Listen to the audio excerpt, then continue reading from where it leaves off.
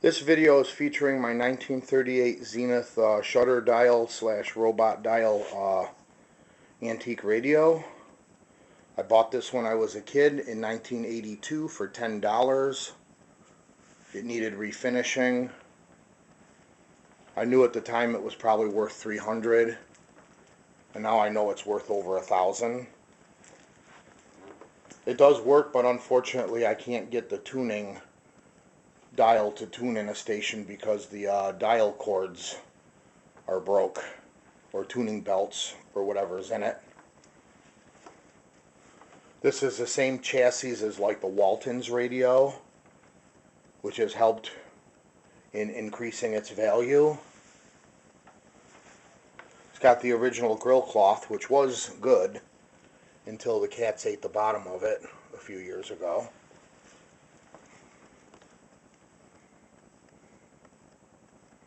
The shutter dial mechanism works perfectly.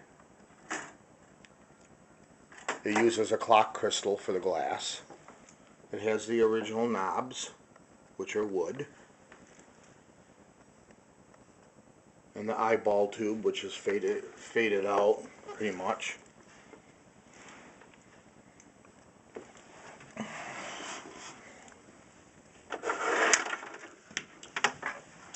I don't want to actually plug it in for very long because it needs to be rewired, but it does turn on, and the tuning actuator does work that much. And now it hums a little bit. It didn't used to. I restored the cabinet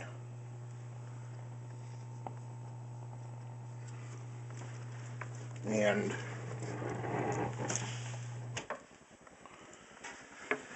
they used to play old-time radio shows on WHAM in the 80s, so I used to listen to them on this radio. It was really cool. In the dark with just the radio dial glowing. I think at some point I had to replace this one tube, and it says realistic long life, so I must have bought the tube at Radio Shack. But that tube is the modern equivalent of a tube that looks like this. Tubes are actually labeled. When I took them out and restored this, there's no rust on this thing, and when this was polished up it was really pretty.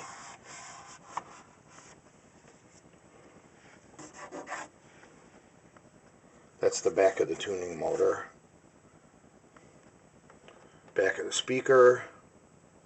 The original cardboard that the chassis is mounted on. And then it also has the rubber bolts underneath. Rubber pads. Now I don't know if this was meant to be shipping material that you would remove, but I put them back in after I repainted the inside of this black. That's the tone control and the eyeball tube.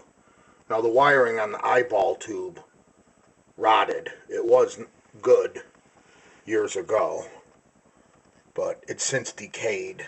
And there's the resistor. This thing had the most beautiful tone that you could hear from an AM radio back when they used to play music on AM. It's just very dusty, but I had repainted the, this was called the acoustic adapter. You slide it out, you get more bass. You slide it in when you're listening to voice broadcasts.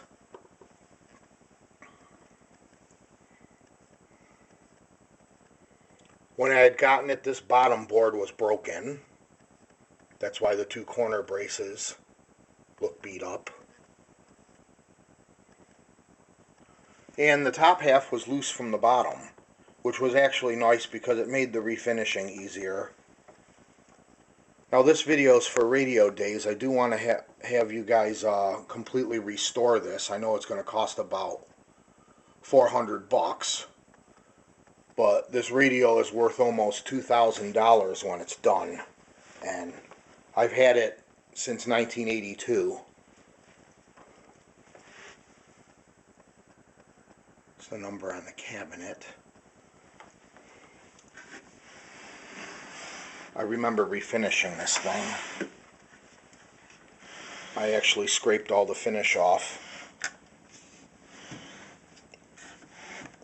and then cleaned it with Form Bs. I stained these two top corner things with a dark stain, and I think I was supposed to do this piece in the dark stain, but I didn't. I screwed up. And in one little spot I sanded through right there. That's the only mistake in the whole thing. I remember it took forever to polish this piece of brass. Now it's got a nice patina, but it's not black. It looks about what it's supposed to look like. And I always loved the robot dial effect. I used to be able to listen to the BBC on here and the WWV thing for setting your clocks. It would play if I could turn the tuner, but I can't turn the tuner.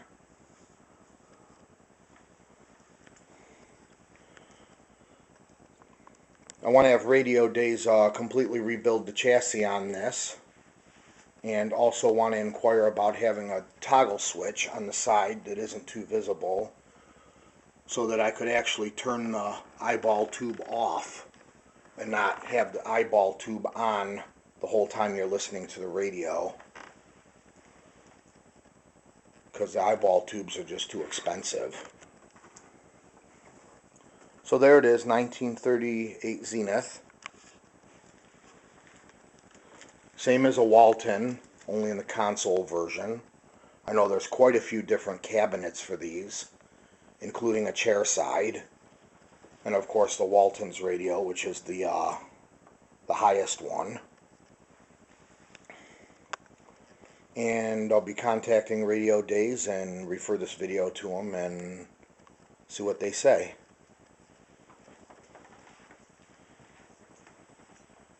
'38 Zenith shutter dial radio.